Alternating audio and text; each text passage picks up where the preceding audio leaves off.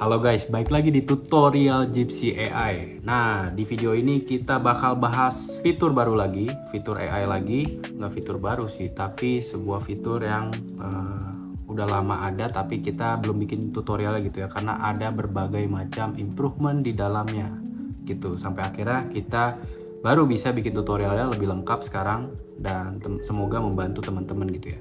Oke, fitur apa yang kita bahas adalah fitur identifikasi dan rumusan masalah gitu ya. Jadi ada tempatnya di kategori asistensi penulisan akademik. Teman-teman bisa scrolling manual atau mungkin di search aja namanya generator identifikasi dan rumusan masalah. Nah, sesuai namanya gitu ya. Tujuan fitur AI ini adalah membantu kalian dalam menyusun subbab identifikasi masalah dan rumusan masalah. Nah, bedanya apa sih identifikasi dan rumusan masalah gitu ya? Kalau identifikasi itu biasanya dalam bentuk poin-poin statement, kalau rumusan masalah biasanya dalam bentuk poin-poin pertanyaan gitu ya. Apa yang harus dijawab dalam penelitian tersebut gitu. Nah, untuk inputnya sendiri ini sebenarnya sangat basic ya teman-teman. Jadi sebenarnya kita mengacu pada latar belakang yang udah teman-teman buat gitu. Jadi tinggal copy paste teks latar belakang kalian apabila sudah ada draftnya gitu. Kalau misalnya belum ada draftnya, tenang aja. Di Gypsy AI ada generator latar belakang juga teman-teman. Di sini bisa dikunjungin. Nah, di sini bakal ngebantuin kalian gimana caranya bikin latar belakang yang terstruktur dengan elemen-elemen yang dibutuhkan gitu ya, kayak contohnya fenomena atau masalah aktualnya, alasan penelitian ini penting, penelitian terdahulunya apa, dan lain-lain. Dan sini sudah didesain supaya teman-teman bisa diisi sesuai preferensi dan ada opsional ya. Jadi teman-teman nggak harus isi tapi akan dibantu sama AI buat cara ngisinya kayak gitu. Ini ada tutorialnya buat latar belakang terstruktur hanya dalam 10 menit, tapi aku nggak akan ngulang. Jadi kita cukup lanjut aja ke generator identifikasi dan rumusan masalah. Nah, kita sudah ada case-nya teman-teman ya. Jadi aku sudah ada teks draft latar belakang yang bisa kita copy paste dulu. Ini aku coba copy paste dulu.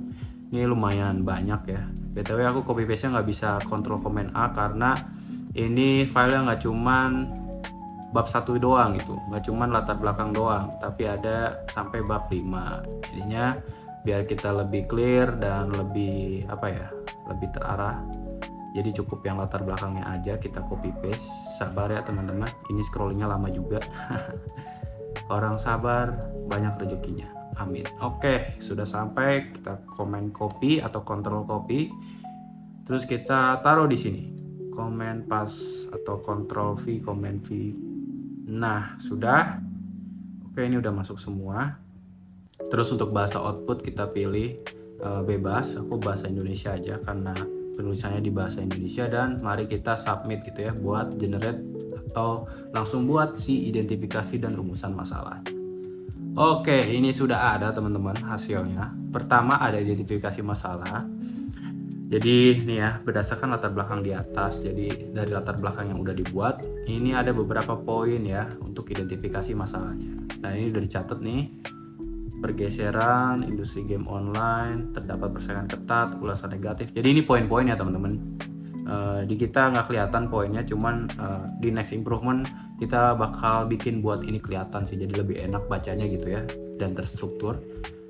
Jadi ini identifikasi masalah ada berapa poin nih? 1, 2, 3, 4, 5, 6. Ada 6, ya ada 6 sepertinya teman-teman ya, yang bisa kita taruh di penelitian kita. Nah, lanjut lagi, kita ada rumusan masalahnya nih teman-teman. Kalau rumusan masalahnya itu ada 3 pertanyaan. Jadi bagaimana kualitas pragmatis, kegunaan dan kemudahan pengguna, terus bagaimana kualitas hedonis, emosional dan pengalaman menyenangkan, dan bagaimana pengaruh kualitas pragmatis dan kualitas hedonis terhadap daya tarik pengguna pada platform sesuai dengan objek penelitiannya gitu ya. Oke, ini sudah cukup ini sih menjawab, mewakilkan gitu ya. Karena mirip-mirip juga dengan apa yang aku tulis, cuman emang agak beda format aja. Tapi overall sudah sangat oke buat kita jadikan contoh. Jadi ini bakal ngebantu banget teman-teman, apalagi yang udah capek-capek nulis latar belakang gitu ya. Terus mungkin pengen tahu nih gimana caranya bikin identifikasi masalah yang sesuai dengan tata cara penulisan saat ini, atau tata cara penulisan riset yang biasanya digunakan gitu ya. Terus ada rumusan masalah juga, tata caranya kayak gimana, atau bagaimana cara membuat kalimatnya. Nah, sebetulnya itu udah kita jelasin di bootcamp kita yang lagi jalan sekarang. Kalau aku bilang sekarang artinya tuh per tanggal Desember 2025, per bulan Desember 2025 sampai Januari 2025 kita ada bootcamp sukses skripsi dalam 90 hari. Teman-teman bisa banget buat ikutin kalau misalnya masih ada, apabila kalian nonton video ini di bulan Desember 2025 atau di Januari 2026 itu masih ada webinarnya. Jadi boleh banget kalian akan dapat penjelasan lebih mantap mengenai rumusan masalah dan identifikasi masalah gitu ya, supaya tahu nih gimana sih cara nyusunnya, cara menata kata-kata dalam statement ataupun pertanyaannya.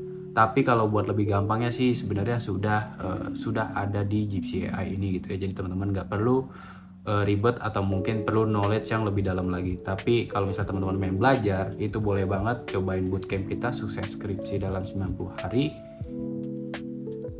dan menggunakan Gypsy AI untuk penyusunan riset kalian. Mungkin itu aja video yang ingin aku sampaikan di tutorial ini. Jangan lupa like, comment, dan share video ini apabila memang berguna teman-teman. Dan jangan lupa subscribe biar tahu video lanjutan atau update terkini terkait Gypsy Research dan Gypsy AI. Itu aja teman-teman, sampai jumpa di video selanjutnya. Dadah!